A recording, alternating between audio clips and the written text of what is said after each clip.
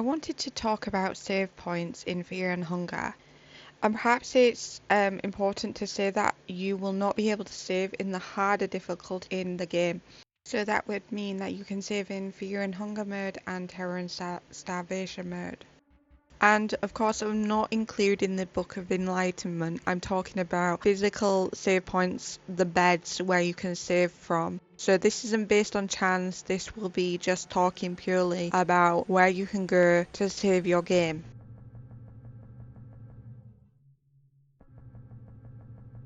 If you're a new player to the game, you may be thinking, well, I'm finding it really hard to find somewhere safe to save because, every time I try to save, there's a coin flip and then I've got an enemy attacking and I just can't save the game. Well, you do actually have a few options, but let's delve into using any type of bed.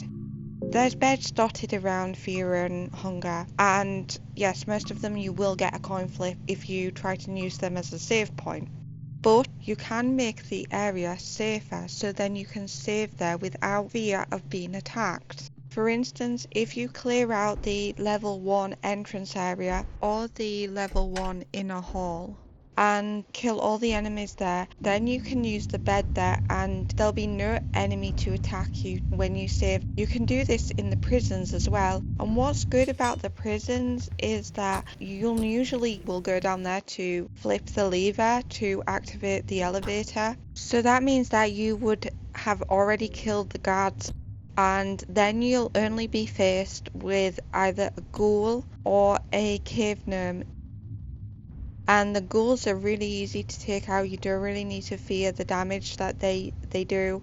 And with the cave gnomes, all you need to do is wait until they move to another tile and then you can move safely away. They do not initiate a battle with you unless you're moving while you're on the same tile as them.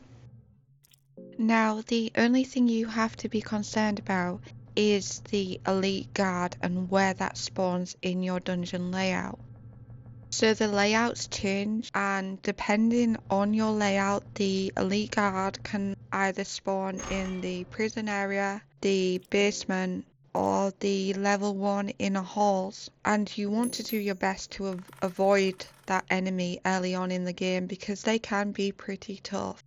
So really, if the elite guard spawns in the basement, then just avoid clearing out the basement and perhaps go to the level 1 inner area, clear that out of enemies so you can use that bed safely.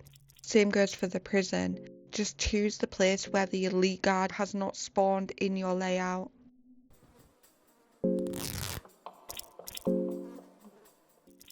If you don't want the risk and you definitely don't want to fight, there are 2 guaranteed safe save points in Fear and Hunger. So let's talk about the first one, and that's in the basement.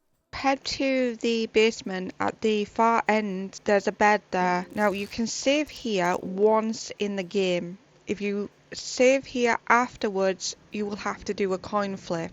So it's a good first save point in the game. So you know that maybe you progress so far, maybe you get to the cave dweller village and you've got the cube of depths, then you can go back there and use the basement save point. Or perhaps you're a little bit earlier on in the game and you just want to save because you have something really valuable in your inventory. You can use this as your first one.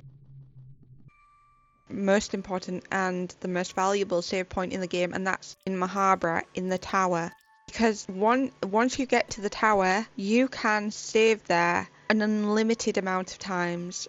It's a safe point to go to and save your game.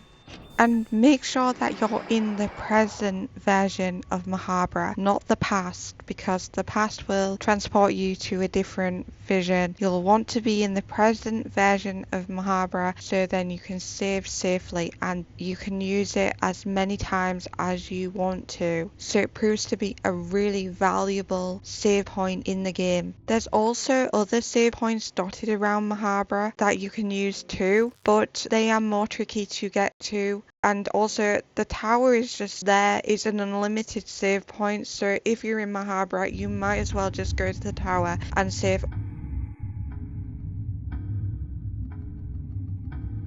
And that's all for the save system in Fear and Hunger.